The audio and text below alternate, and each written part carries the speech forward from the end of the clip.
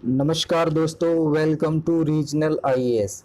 देखिए, आज हम जो डिस्कस करने वाले हैं वो है इंडिया में फेडरल सिस्टम, मतलब संघीयवाद शासन प्रणाली। तो फेडरल सिस्टम का आप मतलब समझते हैं कि जहां केंद्र सरकार और राज्य सरकार मिलके काम करते हैं, ठीक है, तो एक दूसरे की हेल्प करते हैं। तो वो कौन सी बातें हैं जो ये दिखाती हैं कि इंडिया में जो शासन प्रणाली है वो संघीय शासन प्रणाली है, फेडरल सिस्टम है, संघवाद है। तो आज हम उन मेन 5 चीज़ों की बात करेंगे, उन मेन 5 चीज़ों की बात करेंगे जो ये साबित करेंगी कि इंडिया में जो है संघवाद है, फेडरल सिस्टम है। तो पहली जो विशेषता है वो ये है कि पहली जो विशेषता है वो क्या है कि distribution of power, distribution of power, distribution of power मतलब शक्तियों का पृथक्करण, शक्तियों का बंटवारा। तो यहाँ पे हम मेन बात जो करेंगे वो है कि देखिए, कॉन्स्टिट्यूशन में क्लियरली लिखा हुआ है कि सेंटर और स्टेट में पावर किस तरह बांटी जाएंगी, ठीक है। और जो है कौन सी सरकार किसके नीचे काम करेगी ऐसा कोई नहीं है। स्टेट गवर्नमेंट और सेंट्रल गवर्नमेंट दोनों संविधान से अपनी पावर ड्राइव करती हैं, ठीक है। और जो है सभी अपने आप में सुप्रीम है, ठीक है। और ये अपने अपने एरिया के हिसाब से दोनों अपने आप में सुप्रीम हैं और दोनों अपनी पावर जो है कॉन्स्टिट्यूशन से डिराइव करती हैं। तो यहाँ पे कोई भेदभाव नहीं है, दोनों के लिए इक्वल तो नहीं कहेंगे, लेकिन जितनी पावर है वो संविधान से डिराइव होती है, ठीक है। तो पहला तो ये हो गया, ये ध्यान रखिए आप, डिस्ट्रीब्यूशन ऑफ पावर ये दिखाता है कि भारत में संघीयवाद प्रणाली है। दूसरी हम बात करते हैं, एक मिनट, दूसरी हम बात करते हैं, जो दूसरा पॉइंट है वो है supremacy of constitution, supremacy of constitution. इसमें क्या है, इन federal contest constitution is binding with centre and state government. Neither center alone or state alone can amend the constitution, at least in important areas. देखिए, supremacy of constitution का मतलब है कि कोई भी केंद्र सरकार और राज्य सरकार अपने अकेले किसी भी संविधान में, किसी भी संविधान के किसी भी प्रोविजन में अमेंडमेंट नहीं कर सकती है। कुछ एरियाज हैं जो इससे हटाए गए हैं, लेकिन मेजॉरिटी ऑफ द पार्ट जो कॉन्स्टिट्यूशन है वो आपस में जब तक केंद्र सरकार जो है बदलाव नहीं कर सकती, जब तक कि स्टेट का सहयोग प्राप्त ना हो। अब भाई, ऐसी कौन सी चीजें हैं जिनमें केंद्र सरकार अगर संविधान में अमेंडमेंट करना चाहती है तो स्टेटमेंट की राज्यों की रजामंदी जरूरी है। तो देखिए, पहला जो हम इसके अंदर बात करेंगे, पहला जो पॉइंट आएगा इसके अंदर वो होगा आर्टिकल 54 और 55। अब आर्टिकल 54 और 55 याद कीजिए क्या है, ये प्रेसिडेंशियल इलेक्शन के संबंध में है। आर्टिकल 54 और 55 भारतीय संविधान में राष्ट्रपति के इलेक्शन, राष्ट्रपति के चुनाव के से संबंधित है। तो राष्ट्रपति के चुनाव के संबंध में कोई भी अमेंडमेंट केंद्र सरकार अकेले नहीं कर सकती है, राज्यों का सहयोग लेना जरूरी है। इसलिए ये दिखाता है कि इंडिया में संघवाद है, क्योंकि राज्यों की हेल्प लेके ही सारी चीजें हो रही हैं।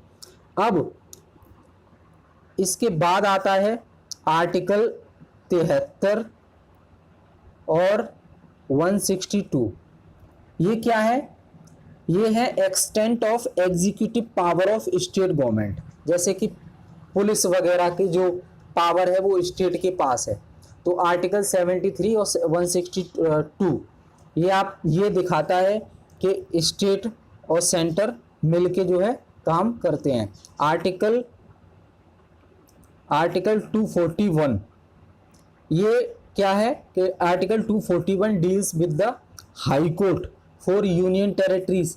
ठीक है, ये आर्टिकल 241 डील करता है हाई कोर्ट में, हाई कोर्ट के बारे में मेंशन है आर्टिकल 241 में। और chapter 4 of part 5 of constitution deals with union judiciary. और वहीं जो चैप्टर 4 है जिसका पार्ट 5 है, पार्ट 5 का जो चैप्टर 4 है वो डील करता है यूनियन जुडिशरी से, मतलब सुप्रीम कोर्ट से। सभी के लिए बराबर है, ठीक है। अगला जो पॉइंट है इसी के अंदर दूसरा, वो है जो संविधान का पार्ट 6 है उसका चैप्टर 5। संविधान की पार्ट 6 का चैप्टर 5 किसके बारे में डील करता है? स्टेट जुडिशरी के बारे में। स्टेट जुडिशरी मतलब हाई कोर्ट, हाई कोर्ट के बारे में डील करता है, ठीक है। वहीं पार्ट 11 होता है इसमें, पार्ट 11 इसके अंदर जो है चैप्टर 1 है, चैप्टर 1 है जो किस में डील करता है? सेंटर और स्टेट रिलेशनशिप में, ठीक है। तो ये दिखाता है कि भारत में संघवाद है। अब जो तीसरा पॉइंट है इसी के अंदर वो है schedule 7। Schedule 7, schedule 7 deals with distribution of legislative subject. जो लेजिस्लेटिव सब्जेक्ट हैं उनका डिस्ट्रीब्यूशन के संबंध में ये शेड्यूल 7 है, जो सेंटर और स्टेट में लेजिस्लेटिव सब्जेक्ट को डिस्ट्रीब्यूशन के संबंध में यहाँ चीजें मेंशन की गई हैं, ठीक है। इसी के अंदर जो चौथा पॉइंट है वो है representation of states in parliament. आप जानते हैं लोकसभा से भी जाते हैं सदस्य, राज्यसभा से भी जाते हैं सदस्य। तो यहाँ पे पॉइंट है रिप्रेजेंटेशन ऑफ स्टेट्स। भाई लोकसभा और राज्यसभा में राज्यों का भी तो सहयोग है, उनका भी तो प्रतिनिधित्व है, क्योंकि राज्यसभा के जरिए जो कैंडिडेट जाते हैं वो राज्यों से ही तो जाते हैं, तो वो अपनी बात रख सकते हैं। इसका मतलब सेंटर अकेला अपनी मनमानी नहीं कर सकता। मतलब ये भी दिखाता है कि भारत में संघीवाद प्रणाली है, ठीक है। पांचवा है आपका इसी के अंदर जो टॉपिक है वो है 368, article 368 deals with power and procedure to amend the constitution. Article 368 deal करता है जो कॉन्स्टिट्यूशन को अमेंड करने की जो पावर्स है, प्रोसीजर है, उसके बारे में डील करता है। तो ये भी सेंटर अकेला नहीं कर सकता, ठीक है, स्टेट का सहयोग लेना जरूरी है, ठीक। तो सुप्रीमेसी ऑफ कॉन्स्टिट्यूशन के अंदर हमने 5 पॉइंट ये डिस्कस किए, supremacy of constitution.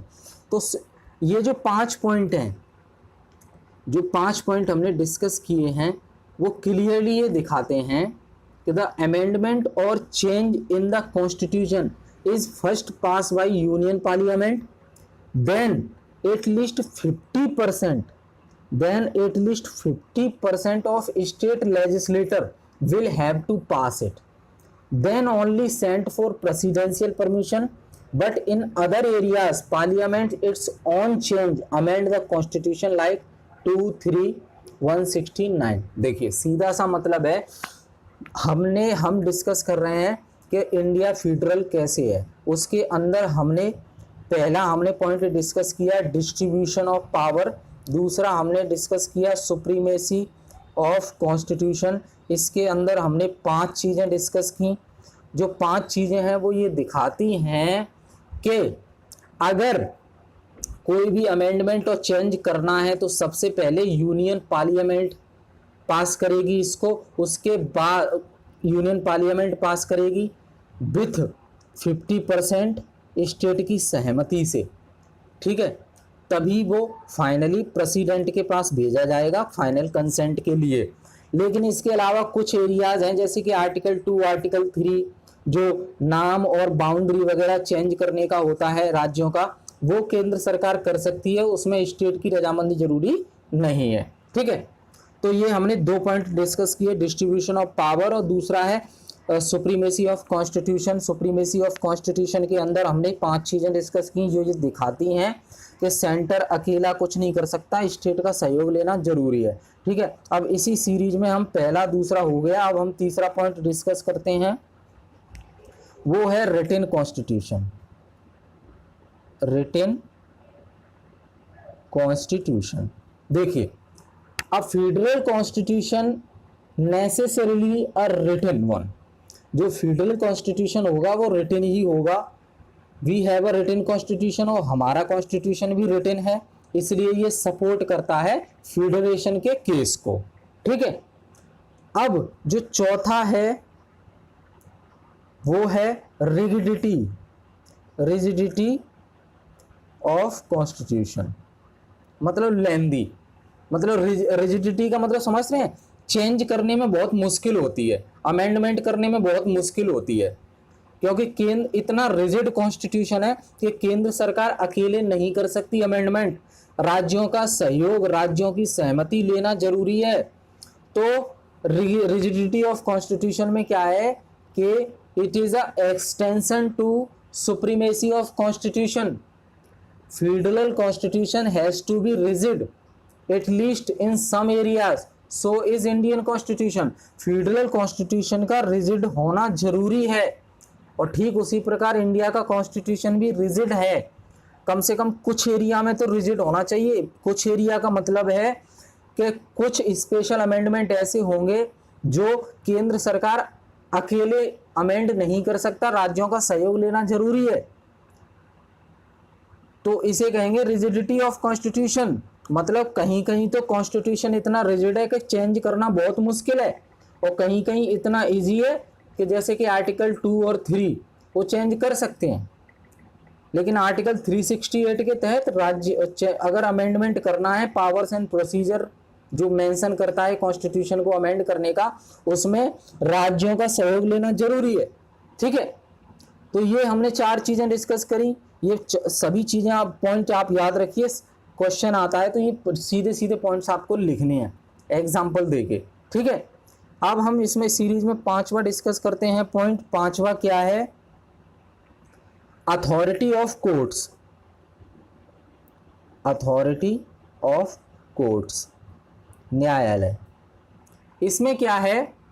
Supreme Court the final interpreter of the constitution since judiciary resolve the dispute between state and between centre and states over distribution of power. Distribution of power मतलब to maintain a federal structure there must be an authority. मतलब क्या authority? Judiciary independent, जो इस काम को करेगी। मतलब कहने का मतलब ये है कि हम जानते हैं सुप्रीम कोर्ट जो है फाइनल इंटरप्रेटेटर होता है कॉन्स्टिट्यूशन का। ठीक है, सेंटर स्टेट का विवाद हो, कोई भी काम हो, हाई कोर्ट्स देखते हैं, फिर सुप्रीम कोर्ट देखते हैं, सुप्रीम कोर्ट के अंडर में हाई कोर्ट्स आते हैं। ऐसा नहीं है कि सुप्रीम कोर्ट अलग काम करता है, हाई कोर्ट्स अलग काम करते हैं। अमेरिका की बात करें तो अमेरिका में जितने भी राज्य हैं उनका सबका सुप्रीम कोर्ट अलग है, लेकिन इंडिया में एक ही है जो सबको देखता है, हर राज्य के डिस्प्यूट को देखता है। तो ये क्या दिखाता है कि इंडिया में संघीयवाद शासन प्रणाली है। समझ रहे हैं आप? अगर हर राज्य का यहाँ सुप्रीम कोर्ट होता, वो सिर्फ उस राज्य की ही बातें डिस्प्यूट को रिसॉल्व करता, तो हम कह सकते थे कि इंडिया में यूनिटरी सिस्टम है। लेकिन नहीं, फाइनल इंटरप्रेटेटर ऑफ द कॉन्स्टिट्यूशन क्या है? सुप्रीम कोर्ट है। जो भी राज्य हैं, जो भी यूनियन टेरिटरी है, कोई भी विवाद होगा फाइनली वो सुप्रीम कोर्ट तक जाएगा, वही सुलझाएगा उसको। तो ये फीडरलिज्म सिस्टम को दिखाता है कि इंडिया के अंदर। ठीक है, ये 5 पॉइंट हमने डिस्कस किए। ठीक है, तो यहाँ पे कंक्लूजन क्या निकल रहा है कि जैसे मैं बात करूं कि वो कौन सी 5 बातें हैं जो ये दिखाती हैं या प्रूफ करती हैं कि इंडिया में संघीय शासन प्रणाली है। फेडरल सिस्टम इन इंडिया, ये जो प्रूफ करती हैं वो कौन सी 5 बातें हैं? हमने सारे पूरी 5 बातें हमने डिस्कस की हैं। एक बार हम रिवाइज कर लेते हैं, ध्यान रखिएगा आप। पहला है डिस्ट्रीब्यूशन ऑफ पावर, शक्तियों का पृथक्करण, डिस्ट्रीब्यूशन ऑफ शक्तियों का बंटवारा, सॉरी पृथक्करण नहीं, वो तो सेपरेशन ऑफ पावर है। डिस्ट्रीब्यूशन ऑफ पावर मतलब शक्तियों का बंटवारा, संविधान ने सभी को बराबर शक्ति दी है, ठीक है। दूसरा है supremacy of constitution, supremacy of constitution, ये 2। और सुप्रीमेसी ऑफ कॉन्स्टिट्यूशन के अंदर, सुप्रीमेसी ऑफ कॉन्स्टिट्यूशन के अंदर हमने 5 बातें डिस्कस की हैं। कौन कौन सी?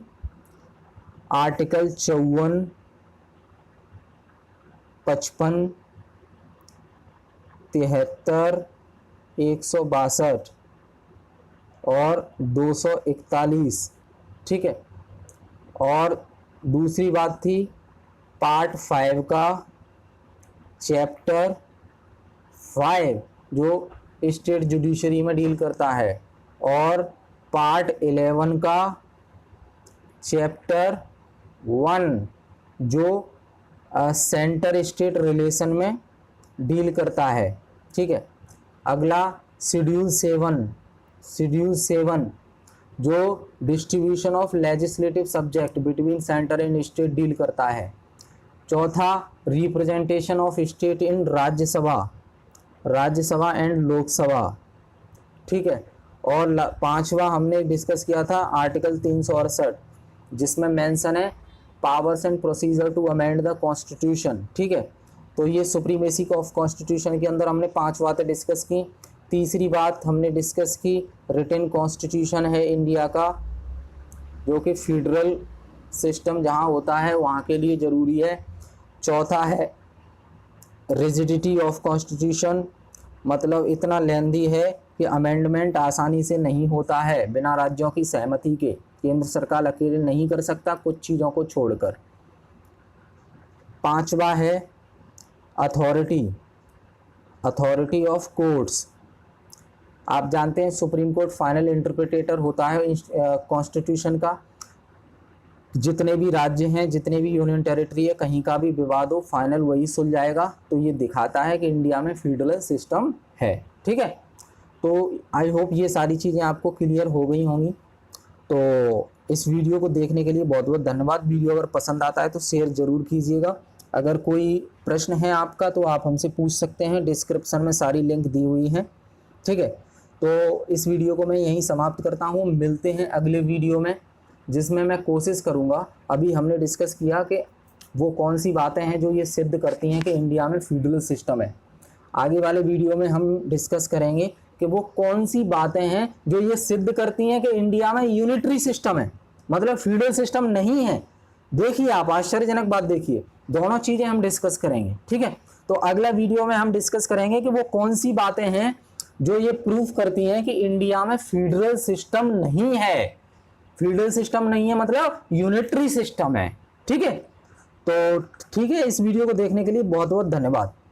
करेंगे कि देखिए इससे पहले हम डिस्कस कर चुके हैं, ऑलरेडी वीडियो अपलोड करा जा चुका है रीजनल आईएएस के यूट्यूब चैनल पर, कि इंडिया में जो है फेडरल सिस्टम है, फेडरल सिस्टम संघवादी प्रणाली। तो फेडरल सिस्टम के सपोर्ट में कौन कौन से पॉइंट्स थे वो हमने डिस्कस कर लिए। इसका वीडियो ऑलरेडी अपलोड हो चुका है, लेकिन आज हम डिस्कस करेंगे कि ऐसे कौन से पॉइंट्स हैं जो फेडरल सिस्टम के अगेंस्ट में, मतलब ऐसे कौन से पॉइंट्स हैं जो ये दिखाते हैं कि इंडिया में फेडरल सिस्टम नहीं है, यूनिटरी सिस्टम है, ठीक है। तो वो हम चीज़ें डिस्कस करेंगे। पहला पॉइंट जिसमें हम डिस्कस करेंगे वो है कि इंडिया के अंदर सिंगल कॉन्स्टिट्यूशन है, सिंगल कॉन्स्टिट्यूशन है। अब भाई सिंगल कॉन्स्टिट्यूशन है तो राज्यों की बात कहाँ से आ गई? अब जबकि हम अमेरिका की बात करें तो अमेरिका में हर राज्य में अपना अलग से कॉन्स्टिट्यूशन होता है, ठीक है। उसके ऊपर होता है यूएसए का कॉन्स्टिट्यूशन, लेकिन इंडिया में ऐसा नहीं है। दूसरा है हमारा जो फ्यूडल सिस्टम के अगेंस्ट दिखाता है और वर्किंग सिस्टम को इंडिया के, वो है कि कॉमन जुडिशरी। कॉमन जुडिशरी वो कैसे? देखिए, अमेरिका के फ्यूडल सिस्टम की हम बात करें तो अमेरिका में हर राज्य का अपना अपना सुप्रीम कोर्ट होता है, लेकिन इंडिया में हर राज्य का सुप्रीम कोर्ट नहीं होता है, एक ही सुप्रीम कोर्ट होता है। और राज्यों के हाई कोर्ट जरूर होते हैं, लेकिन वो सुप्रीम कोर्ट के अंडर में ही वर्क करते हैं। ठीक है, तो ये सेकंड पॉइंट हो गया। तीसरा पॉइंट हमारा आएगा कि जो फीचर्स है, फीचर्स ऑफ इंडियन कॉन्स्टिट्यूशन, उनमें डिफरेंस है, केंद्र के लिए अलग है, राज्य के लिए अलग है। कैसे? तो इसके अंदर में हम डिस्कस करेंगे आर्टिकल 352। आर्टिकल 352 हम जानते हैं इमरजेंसी के लिए यूज होता है। तो आर्टिकल 352 के हिसाब से देखा जाए तो क्या है कि देखिए, ये सिचुएशन पर डिपेंड करता है। सिचुएशन पर डिपेंड करता है कि कभी तो इंडिया फेडरल वे में काम करता है, कभी यूनिटरी वे में काम करता है। जब आर्टिकल 352 के तहत इमरजेंसी डिक्लेयर कर दी जाती है, इमरजेंसी डिक्लेयर कर दी जाती है, तो जो डिस्ट्रीब्यूशन ऑफ पावर, केंद्र और राज्य के बीच में जो पावर का बंटवारा है, वो ऑटोमेटिकली सस्पेंड हो जाता है जब इमरजेंसी प्रोक्लेम्ड की जाती है राष्ट्रपति के द्वारा। तो ये तो यूनिटरी बन गया, फिर तो केंद्र की चलने लगी ना। तो ये सिचुएशन पर डिपेंड करता है कि सिचुएशन कैसी है, उस सिचुएशन के हिसाब से वो काम करेगा कि वो फेडरल वे में काम कर रहा है कि यूनिटरी वे में। तो इमरजेंसी के टाइम पे इंडियन गवर्नमेंट की जो वर्किंग सिस्टम है वो यूनिटरी हो जाता है, सारे राइट्स जो हैं ऑटोमेटिकली सस्पेंड हो जाते हैं, कुछ को छोड़ के। ठीक है, तो ये आर्टिकल 352 डिस्कस किया हमने थर्ड पॉइंट के अंदर में। इसी में हम डिस्कस करेंगे आर्टिकल 3। आर्टिकल 3 क्या कहता है कि भैया राज्यों की बिना अनुमति के आप जो है पार्लियामेंट राज्यों की बाउंड्री, नाम, एरिया, ये सब चेंज कर सकती है बिना उस राज्य की परमिशन लिए। मान लीजिए ये यूपी है और यूपी का जो है, यूपी से लगा हुआ है मान लो एमपी, ठीक है, या मान लो राजस्थान। तो यूपी का कुछ एरिया यूँ बढ़ा के राजस्थान का कुछ एरिया कट करके यूपी में जोड़ दिया। तो यहाँ होना क्या चाहिए कि पार्लियामेंट को परमिशन लेनी चाहिए राजस्थान और यूपी से कि भाई राजस्थान, हम आपका एरिया थोड़ा सा यूपी में मिला रहे हैं। लेकिन ये आर्टिकल 3 परमिशन देता है यूनियन पार्लियामेंट को कि आपको सिर्फ उनको इन्फॉर्म करना है, अगर वो डिसएग्री होते हैं तो आपको अपना फैसला बदलना नहीं है, आप कर सकते हो। तो ये भी यूनिटरी वे में हो गया। अब इसी थर्ड पॉइंट के अंदर हम डिस्कस करेंगे अगला आर्टिकल 356। अब भैया 356 क्या है जानते हैं सभी? प्रेसिडेंट रूल इन स्टेट्स, राष्ट्रपति शासन।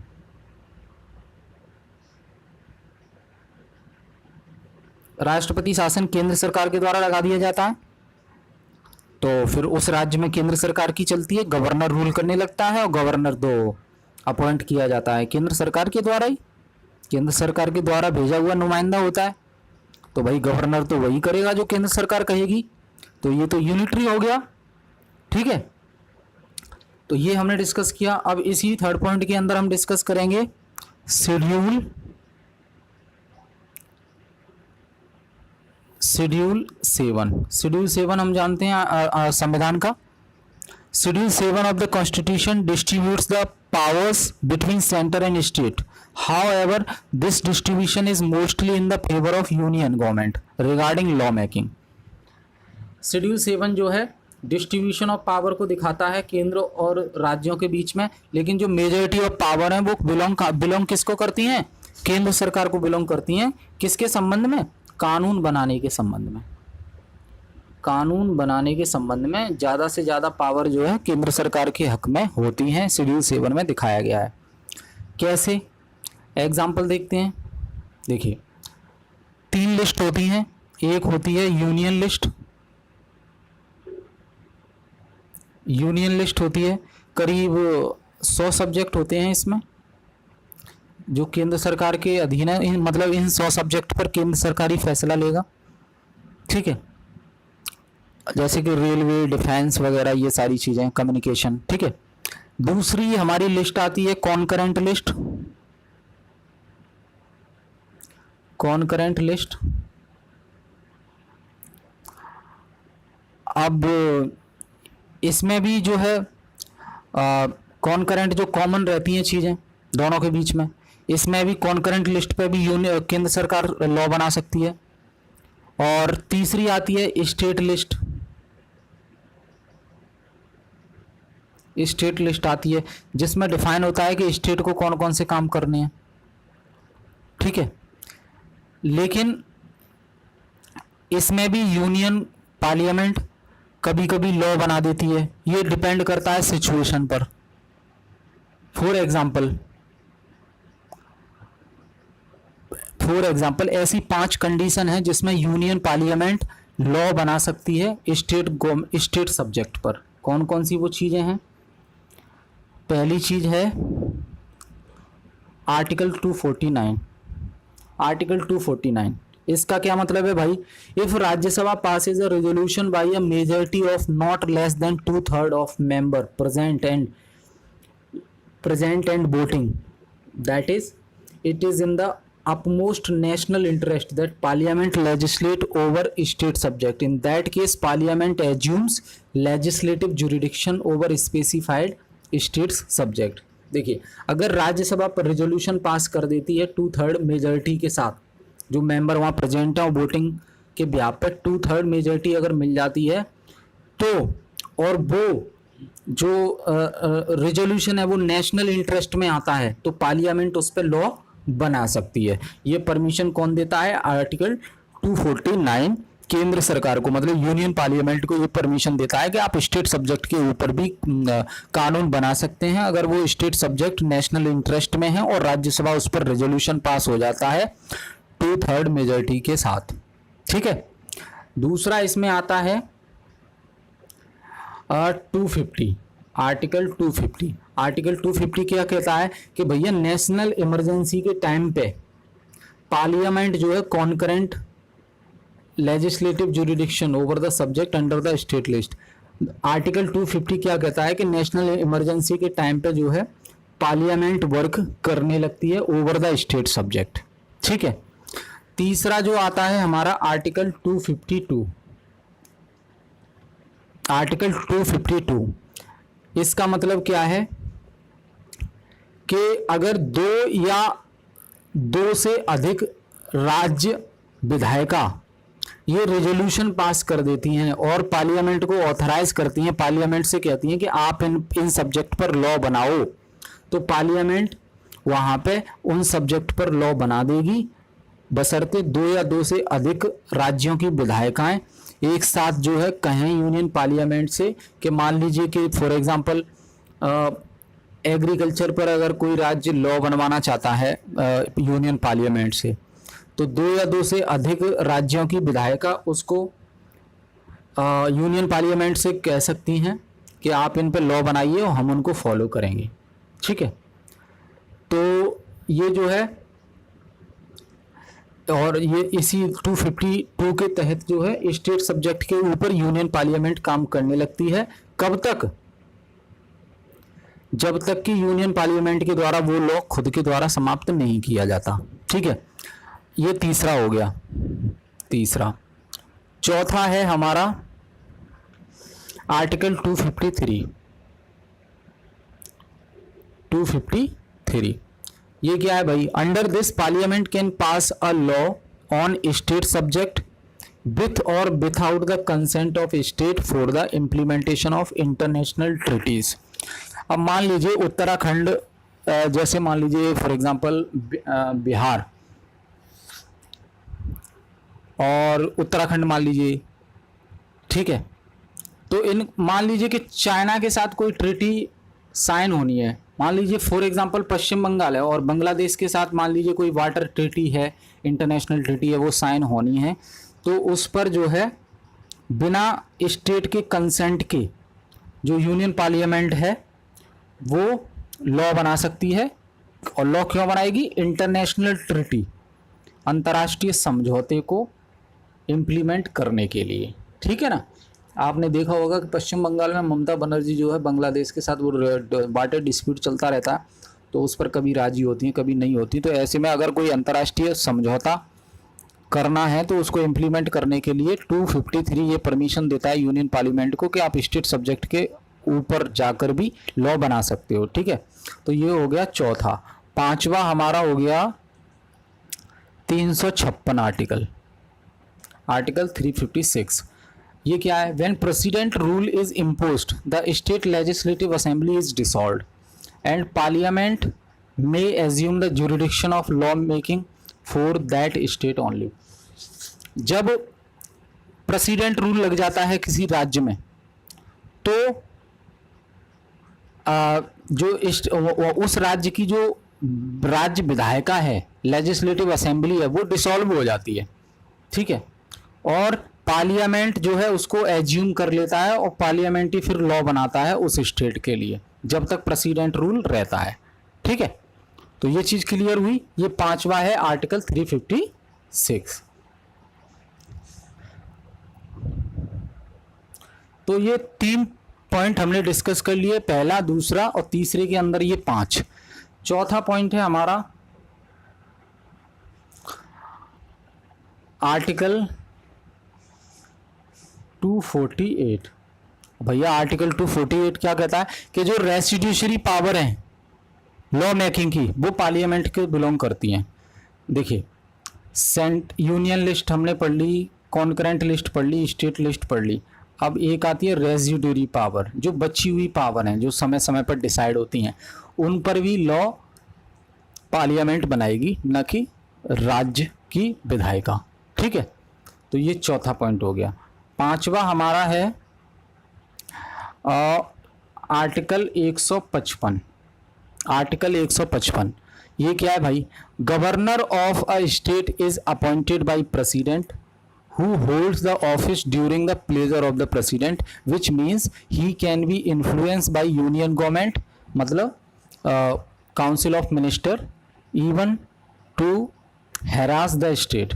देखिए 155 के अंदर जो है गवर्नर अपॉइंट किया जाता है, राज्यपाल अपॉइंट किया जाता है राज्य के अंदर, और वो प्रेसिडेंट के कहने पर काम करता है। और प्रेसिडेंट आप जानते हैं कि एक काउंसिल ऑफ मिनिस्टर के कहने पे काम करता है।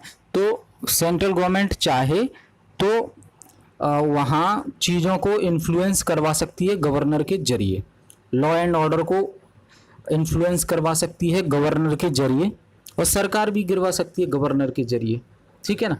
तो किसकी चलने लगी? केंद्र सरकार की। तो आर्टिकल 155 जो कि राज्यपाल के लिए होता है, जो राज्यपाल अपॉइंट किया जाता है राज्यों के लिए, वो केंद्र सरकार के कहने पे काम करते हैं। और केंद्र सरकार के कहने पे काम करते हैं मतलब काउंसिल ऑफ मिनिस्टर के कहने पे काम करते हैं, और काउंसिल ऑफ मिनिस्टर चाहेगा तो राज्यपाल के जरिए उस स्टेट में कुछ भी करवा सकता है। तो फेडरल का हुआ, यूनिटरी हुआ ना यहाँ पे, ठीक है। तो ये हो गया। छठवां पॉइंट है हमारा 256, आर्टिकल 256 और आर्टिकल 257। ये क्या चीज है भाई? The centre can issue administrative direction to states indicating the manner in which the railway properties and other means of communication shall be maintained. These directions are binding on the state and if ignored, center can dismiss the state government under article 365। देखिए article 256 और 257 ये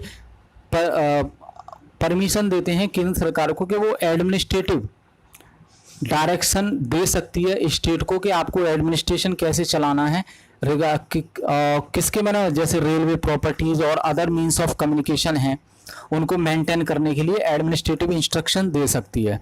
अगर राज्य उनको नहीं मानते हैं, अगर राज्य इग्नोर कर देते हैं उनको, तो केंद्र सरकार जो है उस राज्य की सरकार को डिसमिस कर सकती है, और डिसमिस करने का जो प्रावधान है वो आर्टिकल 365 में कहा गया है संविधान में।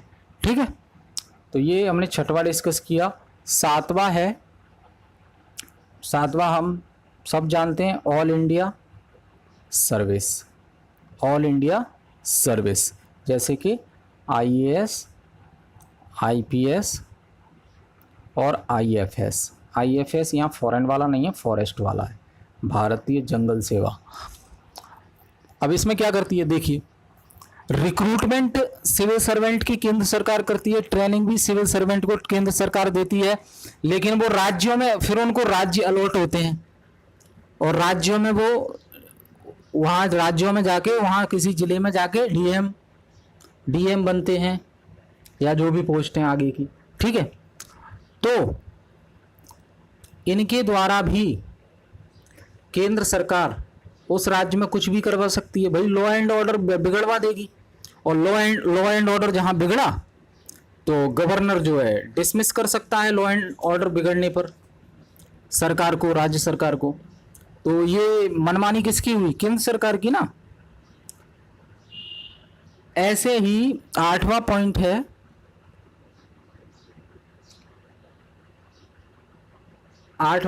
कि इंडिया में केवल सिंगल जुडिशरी सिस्टम है। भाई सुप्रीम कोर्ट एक है इंडिया का, वो सभी राज्यों के लिए काम करता है। समझ रहे हैं? India has a single and unified judicial system with Supreme Court it apex top पे which handles the cases of all states. तो ये भी यूनिटरी दिखाता है। ठीक है, 9वां जो पॉइंट है वो है आर्टिकल 324। आर्टिकल 324 ये क्या चीज़ है भाई? Article 324 provides for common and independent election commission for holding the election of parliament and state legislator. Article 324 के अंदर जो इलेक्शन कमीशन है EC, जो कि यूनियन का चुनाव करवाता है और मतलब पार्लियामेंट का भी चुनाव करवाता है, और राज्यों की विधानसभा का भी चुनाव करवाता है। मतलब MP और MLA का चुनाव इलेक्शन कमीशन करवाता है, और इलेक्शन कमीशन तो केंद्र सरकार के साथ है आर्टिकल 324 के तहत। ठीक है, और कॉमन है इलेक्शन कमीशन इंडिया का, ऐसा तो नहीं है सभी राज्यों के अपनी अलग अलग हों। स्टेट इलेक्शन कमिश्नर होते हैं, स्टेट इलेक्शन कमीशन होते हैं, लेकिन वो छोटे लेवल पे चुनाव करवाते हैं। वहाँ उस राज्य के मुख्यमंत्री का चुनाव तो जो सेंट्रल इलेक्शन कमीशन है वही करवाएगा। ठीक है, तो ये 9वां पॉइंट है, ये भी दिखाता है कि इंडिया में यूनिटरी है। 10वां पॉइंट है हमारा CAG, आपने सुना होगा, ऑडिट करने का काम। भाई कितना पैसा आया, कितना लगाया, सब कुछ ऑडिट करने का काम। तो CAG carries the audit of accounts for both union and state government. He is appointed by president and removed by him with the approval of parliament. Therefore many a times state government, particularly ruled by opposition, complaint about the biased nature of his office. देखिए CAG जो पद है, competitor auditor general of India, वो union government का भी audit करता है और स्टेट गवर्नमेंट का भी ऑडिट करता है। और अपॉइंट किसके द्वारा किया जाता है? प्रेसिडेंट के द्वारा किया जाता है। रिमूव भी इसी के द्वारा किया जाता है। प्रेसिडेंट किसके कहने पे काम करता है? काउंसिल ऑफ मिनिस्टर, COM, मतलब केंद्र सरकार। तो कई बार अपोजिशन पार्टी ये मुद्दा उठाती है कि भाई CAG तो आपके कहने पे काम करता है, तो यहाँ पे भी ये भी प्रश्न उठता है। ठीक है, 11वां जो पॉइंट है, जो कि लास्ट पॉइंट है 11वां, जो ये दिखाएगा कि इंडिया में यूनिटरी सिस्टम है। 11वां जो पॉइंट है वो है unequal representation of state according to population in Rajya Sabha and 12 nomination made by president in Rajya Sabha which is also the council of state can be seen as a clear violation of federal principle. 11वां point है unequal representation of states in Rajya Sabha.